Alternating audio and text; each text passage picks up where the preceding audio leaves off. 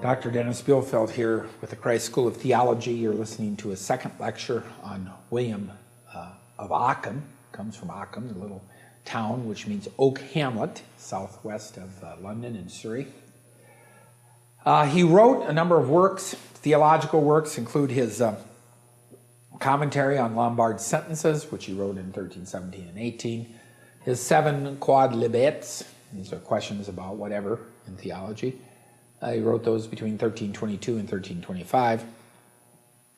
So, yes, he wrote those while he was alive, because, of course, he died in 1347, not in 1324 or some other time. His philosophical logic, he wrote something called the Expositiones in between 21 and 24. His very famous Summa Logica between 23 and 25. And his treatise on divine predestination with respect to future contingents.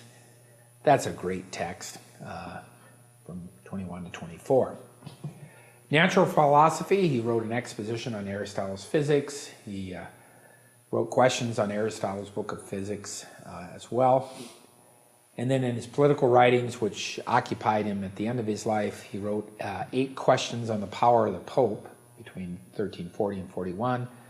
The work of 90 days from 32 to 34, a letter to the Friars Minor in 34, a short discourse from 41 to 42, and then a dialogue from 34 up to 46. And you'll see that he died about a year before the plague hit, right? Now, what is logic according to Ockham? Well, we have a nice quote here from the prefatory letter to the Summa Logica. He says, "For logic is the most useful tool of all the arts. Without it, no science can be fully known. It is not worn out by repeated use, after the manner of material tools, but rather admits of continual growth through the diligent exercise of any other science. For just as a mechanic who lacks a complete knowledge of his tool gains a fuller knowledge by using it, so one who is educated in the firm principles of logic, while he painstakingly devotes his labor to the other sciences, acquires at the same time a greater skill at this art." And I actually believe that's true. I believe that the study of logic is important to think clearly. And I remember reading a psychology text, one of the first I ever read, where it told me that people who study logic are no more logical than anyone else. I don't think the text knew what logic meant. We have to distinguish logic and rationality, right? Anyway. Ockham writes a series of commentaries on Aristotle and Porphyry's Isagoga. The Summa Logica is his major work, and it is divided into 4 parts. The first part of the Summa Logica concerns terms. The second part concerns propositions which comprise these terms, which include these terms. The third part is about arguments comprised of propositions, and part 4 concerns fallacies in reasoning.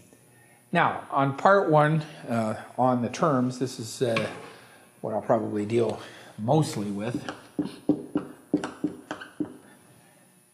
He holds that there is a mental language, a spoken language, and a written language. And this is not just new with him. But he is the one that really gives this a very definite contour. The mental language is the most basic kind of language we have. It is natural. Our spoken language is subordinate to the mental language. It's dependent upon the mental language. And it refers by convention to concepts within our mental language. And our written language is dependent upon the spoken language, which is dependent upon the mental language. So mental language, then by convention, our spoken language refers to mental language or signifies the mental language. I have to be very careful here. And then our written language can signify the spoken language, which signifies the mental language, which signifies the thing. Okay, he distinguishes between categorematic and syncategorematic terms. We've talked about this before. Categorematic terms are terms that are terms that we're talking about in a discourse. Syncategorematic terms are our logical terms. Everything is, anything is, there is not that. Those kinds of logical moves in the medieval logical game. He distinguishes between abstract and concrete terms. He distinguishes very interestingly between absolute and connotative terms. I'll talk about this. And he concludes part one with a discussion of the 5 predicaples. When you hear 5 predicaples, think of Porphyry's isagoga, right? You're going to think genus, differentia, definition, property, and accident. And that goes back to Aristotle, right? The topics.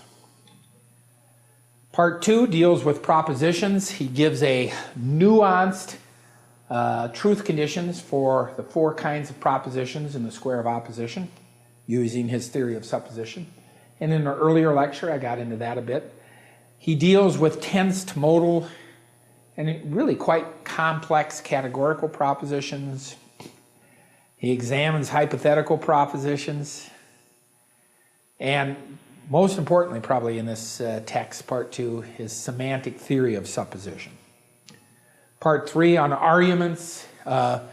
He treats syllogisms, discusses a modal syllogistic logic.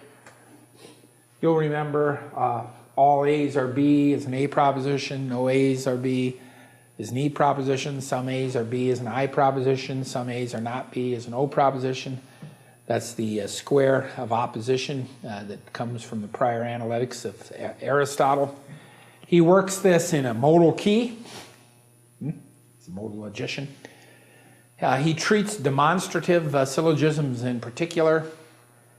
And he deals with a theory of consequence, including a treatment of the liar paradox. Everything I say is false, right? It's been around a long time. Medieval theologians and philosophers didn't get too worked up by these things. The things that got Frege and Russell and all these guys excited, the so-called set theoretical paradoxes in the early 20th century and the various other kinds of paradoxes, did not seem to get medieval philosophers that excited. They saw no fundamental problem. The sky was not falling. And mathematics was not falling apart when we learned that about the set of all sets that cannot be members of themselves. If something is a member of that, it's not a member of that. And if something's not a member of that, it is a member of that. That was not a big problem for these guys. Okay. He's got a theory of signification. We talked about this before. Significatio. Remember significatio? A term signifies that to which it makes the mind think, right? So if I say sheep and you think of a sheep, I am signifying, it's a causal psychological overtone to this notion of signification. Arising in your mind is this notion of sheep, what it is, right? Now, we have signification and supposition. Signification can help fix reference, but it does not determine reference. Signification is closer to our notion of an intention, and supposition is closer to our notion of an extension. However, there are significant differences between significare and intention. Okay, here's where we're going to go. He distinguishes primary and secondary signification. Okay, and so did other guys as well. We're going to find in the tradition after him, but they cut it a bit differently. Primary signification occurs when a term signifies whatever it is truly predicated of. So if I say the word sheep, and it's signifying this, it's primarily signifying each and every sheep out there in the field, right? So that's an extensional read of signification. That's, yeah. Okay. Secondary signification happens when a term does not signify what is truly predicated of. An example might be brave. If I say bravery, and I'm signifying a bunch of guys out there in the field saying charge, right? They're brave. I'm primarily signifying those things in the world. but I'm secondarily signifying bravery. Because brave, the word brave can signify bravery, although it is not truly predicable of bravery. So I don't say that bravery is brave. I say that a brave man is brave, but not that bravery is brave. So secondary signification happens when a term does not signify that to which it is truly predicated.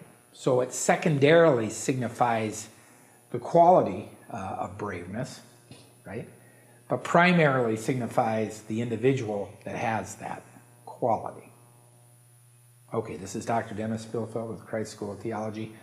We'll come back next time and talk about one of my favorite topics, and I hope one of yours, secondary signification and its relationship to connotation.